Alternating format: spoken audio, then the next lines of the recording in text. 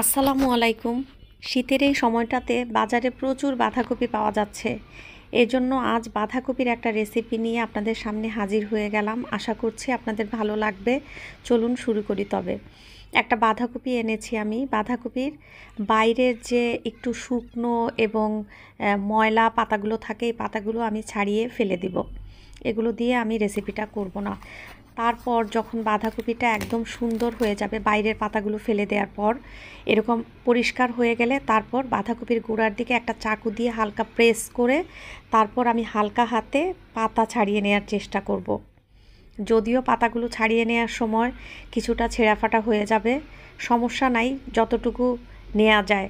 আমি এভাবে 10-15টা পাতা নিয়ে নিলাম। এবার চুলায় আগুন ধরিয়ে আমি একটা হাঁড়িতে পর্যাপ্ত পরিমাণ পানি দিয়ে হাই হিটে পানিটাকে গরম করে নিব। পানিটা যখন ফুটে উঠেছে তখন পাতাগুলো দিয়ে আমি হাই হিটে চুলাটাকে ঢাকনা লাগিয়ে হাঁড়িতে আমি পাতাগুলো জাস্ট 1 মিনিট সেদ্ধ করে নিলাম। 1 মিনিট পরে পাতাগুলো আমি পানি থেকে তুলে ঝরিয়ে নিচ্ছি। এবার আমি 4-5টা আলু সেদ্ধ করে নিয়েছিলাম। আলুগুলো আমি খোসাসহ সেদ্ধ করে নিয়ে তারপর খোসাগুলো ছাড়িয়ে আলুগুলো ম্যাশ করে একপাশে রেখে দিলাম। এবার চুলায় একটা প্যানে আমি 1 টেবিল চামচ তেল দিয়েছি। তেলটা গরম হচ্ছে, এই ফাঁকে আমি 3টা ডিম নিয়েছি। ডিম নিয়ে ডিমের মধ্যে স্বাদ অনুযায়ী অল্প একটু লবণ দিয়ে ডিমটা ফেটিয়ে তেলের মধ্যে দিয়ে দিলাম। তেলটা গরম হয়ে গেছে, এখন আমি ডিমটাকে নেড়ে চেড়ে স্ক্রাম্বল বানিয়ে নিব। খুব বেশি সময় লাগবে না, এখানে 30 থেকে 40 সেকেন্ড সময় লাগবে।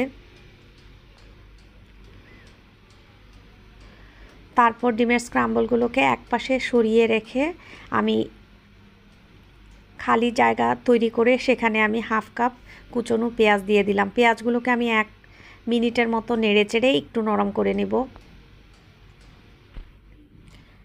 তারপর আমি এখানে 1/2 কাপ কুচনো ক্যাপসিকাম দিয়ে দিলাম। দিয়ে ক্যাপসিকামগুলোকে পেঁয়াজের সাথে 1 মিনিটের মতো নেড়ে চেড়ে একটু জাল করে নিয়ে তারপর ডিমের স্ক্র্যাম্বলের সাথে সব মিশিয়ে দিলাম। আর এখন আমি সেদ্ধ করে ম্যাশ করে রাখা যে 2 কাপ আলু হয়েছে আমার এখানে, আলুটুকু এর মধ্যে দিয়ে দিলাম। দিয়ে নেড়ে চেড়ে মিশিয়ে নিচ্ছি। এখানে আমি স্বাদ অনুযায়ী কিছুটা লবণ দিয়ে দিলাম। 2 টেবিল চামচ কাঁচামরিচের কুচি দিয়ে দিলাম। দিয়ে ভালো করে মিশিয়ে আমি এখানে 1 প্যাকেট ম্যাগি মশলাও মিশিয়ে দিলাম। মশলাটা দিয়ে আবার ভালো করে মিশ্রণটাকে নেড়েচেড়ে মিশিয়ে নিচ্ছি। এবার আমি 1/2 কাপ কুচনো ধনেপাতা দিয়ে দিলাম। ধনেপাতা দিয়ে আবারও মিশ্রণটাকে নেড়েচেড়ে ভালো করে মিশিয়ে নিচ্ছি। আমার মিশ্রণটা প্রায় তৈরি হয়ে গেছে। এবারে মিশ্রণটাকে আমি চুলা থেকে নামিয়ে একটা পাত্রে ঢেলে একটু ঠান্ডা করে নিব।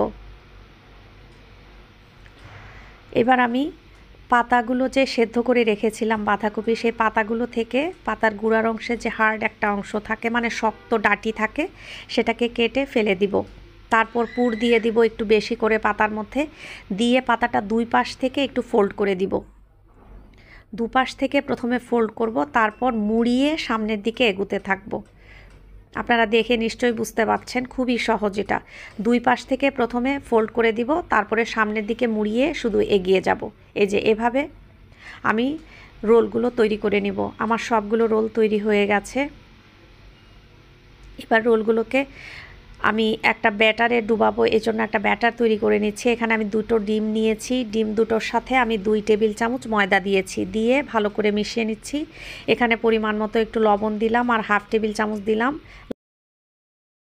লাল মরিচের গুঁড়ো। দিয়ে ভালো করে মিশ্রণটাকে আমি মিশিয়ে নিচ্ছি। নিয়ে এই মিশ্রণের মধ্যে যে রোলগুলো বানিয়ে রেখেছি, রোলগুলোকে ডুবিয়ে নিব, ডুবিয়ে ব্রেড ক্রাম্বে গড়িয়ে নিব।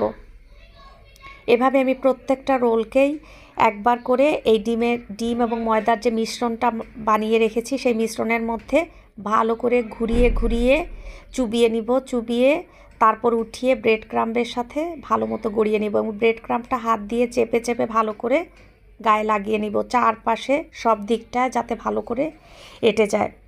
এরকম করে আমি সবগুলো তৈরি করে নিয়েছি। এগুলোকে আমি এখন ভাজতে চলে যাব। চুলায় একটা প্যানে আমি অল্প কিছু তেল দিয়েছি, আপনারা নিশ্চয়ই দেখতে পাচ্ছেন। আমি এগুলোকে শ্যালো ফ্রাই করব, ডিপ ফ্রাই করব না।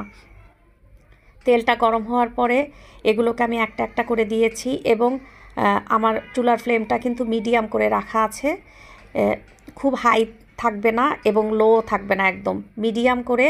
তারপর আমি এগুলোকে 3-4 মিনিট উল্টে পাল্টে খুব ভালো করে 4-5টা ভেজে নিয়েছি। এই যে আমার এগুলো তৈরি হয়ে গেছে, রোলগুলো একদম তৈরি হয়ে গেছে। দেখতে পাচ্ছেন নিশ্চয়ই কি সুন্দর কালার হয়েছে, এবং এগুলো খেতেও কিন্তু দারুণ হয়। বিশ্বাস না হলে একবার বাসায় তৈরি করে দেখেন এবং কেমন হলো আমাকে জানাবেন অবশ্যই। আজকের মতো এখানে শেষ করতে হচ্ছে। শুনতে পাচ্ছেন নিশ্চয়ই কি মুচমুচে হয়েছে, ভেতরটাও কি সুন্দর হয়েছে দেখছেন। আশা করি আপনাদের ভালো লাগবে, বাসায় তৈরি করবেন। সবাই ভালো থাকুন, সুস্থ থাকুন। আল্লাহ হাফেজ।